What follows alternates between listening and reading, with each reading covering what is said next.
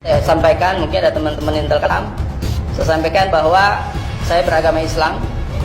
Kemudian yang saya sampaikan bidalah ilal kitab wa sunnah, yang saya sampaikan adalah kitab dalil dari Al-Quran dan Sunnah, kitab sucinya umat Islam. Islam menari dalam genderang-genderang mereka. Politik belah bambu, yang satu dipelihara, yang satu dimusnahkan, yang satu diangkat, yang satu dijatuhkan, yang satu dibiayai, yang satu dibinasakan, yang satu dikasih modal, yang satu didukung, yang satu disupport, yang satu dihancurkan, dibubarkan dan dibunuh. Merasa hebat, merasa paling benar, merasa paling NKRI. Ketika kami sadar bahwa kami tidak bersyukur pada Allah Subhanahu wa taala, lalu kami semua bertaubat dan kami bersatu, maka kalian dengan sendiri akan terusir dari bangsa ini. Al-jihadu sabiluna. Jihad di jalan Allah adalah jalan kami. Al-mautu fi sabilillah asma amanina. Mati di jalan Allah adalah cita-cita tertinggi kami. Resiko menyampaikan kebenaran ada 3, selalu saya sampaikan. Yang pertama, kalian akan ditangkap, kalian akan dipenjara. Yang kedua, kalian akan ditangkap kemudian diasingkan. Dan yang ketiga, kalian akan ditangkap, ditembak dan dibunuh. Ketika di Baghdad pada tahun 1258, ada seorang tamu mengatakan, aku atau saya adalah tamu di sini, Anda adalah tuan rumah. Silahkan ambil barang-barang Anda yang kalian cintai, yang cocok untuk saya, dan tinggalkan tempat ini. Masyaallah muslimin rahimakumullah. Yang berkata saat itu adalah Hulagu.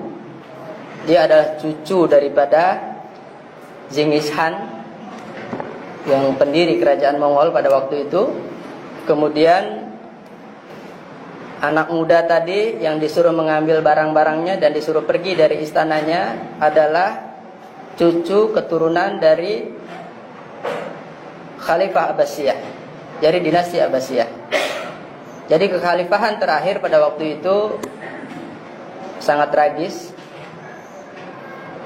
Kemudian Hulagu dengan gagahnya menghabiskan semua masjid-masjid yang dibangun telah berabad-abad. Jadi dari abad ke-3 sampai abad ke-7 itu bangunan di Baghdad sangat luar biasa. Maka masjid-masjid megah, masjid-masjid indah, masjid-masjid besar dihancurkan rata dengan tanah. Kemudian perpustakaan-perpustakaan, kita tahu bagaimana di situ ada Ibnu Sina, bagaimana di situ ada yang ahli aljabar, matematik, ahli antariksa, antibiologi, ahli oceanologi, semua ahli ada di situ, ahli nuklir dan lain sebagainya. Maka dihancurkan keilmuan pada waktu itu. Sungai Tigris hitam karena tinta-tinta daripada kitab-kitab umat Islam, daripada keilmuan umat Islam pada waktu itu menghitam. Kemudian darah itu sampai sedengkul karena umat Islam saat itu dibantai, kemudian dihancurkan. Ini adalah kejadian sudah beberapa abad yang lalu. Masyaallah muslimin rahimakumullah. Singkat cerita, kemudian Hulagu bikin markas besar di luar Baghdad. Kemudian memberikan peringatan kepada semuanya, atau memberikan pengumuman kepada semuanya, bahwa Hulagu ingin bertemu dengan ulama terkenal, ulama yang paling pintar, ulama yang paling lihai, dan dia ingin bertemu. Maka diumumkan semuanya. Dalam satu riwayat dikatakan ada 200.000 umat Islam pada hari itu dimusnahkan. Tapi pada riwayat lain ada yang mengatakan 400.000 pada hari itu juga dihabiskan oleh pasukan Mongol. Kita tahu pasukan Mongol waktu itu dibantu oleh pasukan Cina, ya. Ini nanti bisa lihat di kejayaan dan keruntuhan daripada kerajaan Mongol.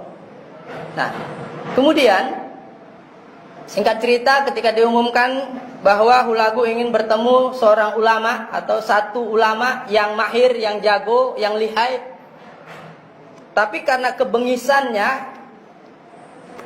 karena galaknya si Hulagu, maka tidak ada satu ulama pun yang berani untuk menghadiri undangan Hulagu.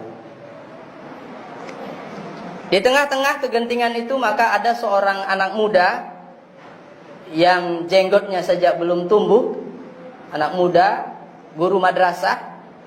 Kemudian dia mengatakan, saya siap memenuhi daripada undangan Raja Hulagu. Kemudian orang-orang pada khawatir, apa yang mengakibatkan dia berkeinginan ketemu dengan Hulagu. Kemudian anak muda itu berkata, ya, saya sangat penasaran dan tertantang dengan apa yang diinginkan oleh Hulagu. Raja bengis, raja tega, raja sadis, pembantai, pembunuh, yakni Hulagu tadi. Maka anak muda itu berangkat. Sebelum berangkat, anak muda itu bawa seekor unta yang besar, kemudian bawa seekor kambing, kemudian bawa seekor ayam. Berangkatlah dia ke markas besarnya Hulagu. Kemudian bersampailah di hadapan Hulagu.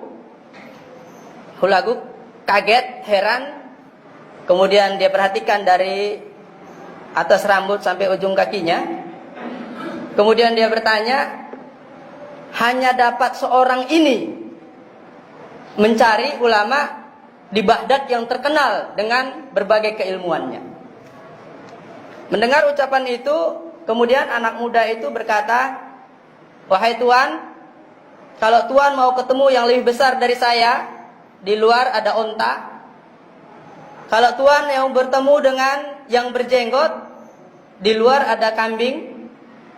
Kemudian kalau Tuan mau bertemu dengan yang bersuara lantang, di luar ada ayam.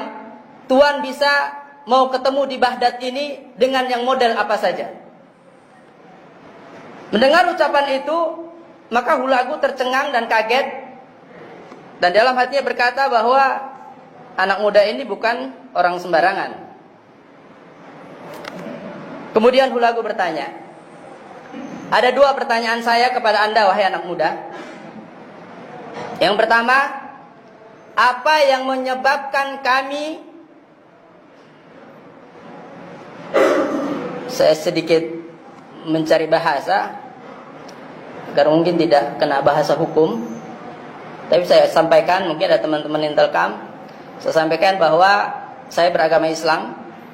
Kemudian yang saya sampaikan bidalah ilal kitab wa sunnah, yang saya sampaikan adalah kitab dalil dari Al-Quran dan Sunnah, kitab sucinya umat Islam. Dan saya menyampaikan di dalam masjid dalam keadaan khutbah Jumat. Masjid adalah tempat sucinya umat Islam, dan yang mendengarkan adalah jamaah-jamaah umat Islam yang beragama Islam. Maka apapun yang saya sampaikan di sini tidak ada pelanggaran hukum positif.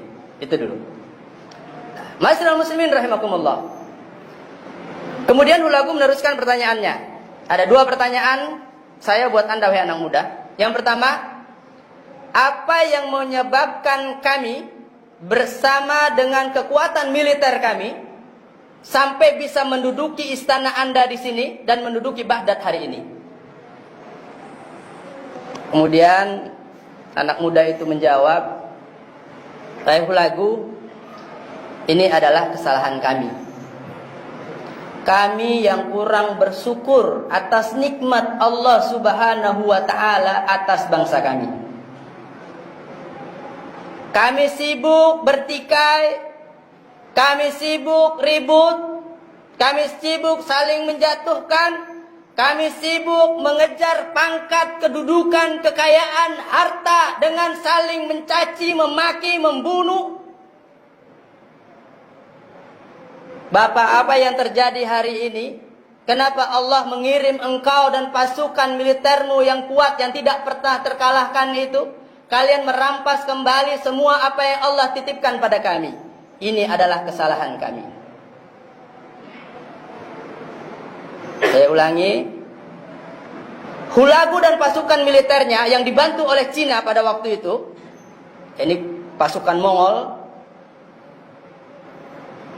bisa menguasai Baghdad dengan berbagai keilmuannya, dengan berbagai khazanah keilmuannya yang luar biasa, baik dari antariksa, biologi, kedokteran,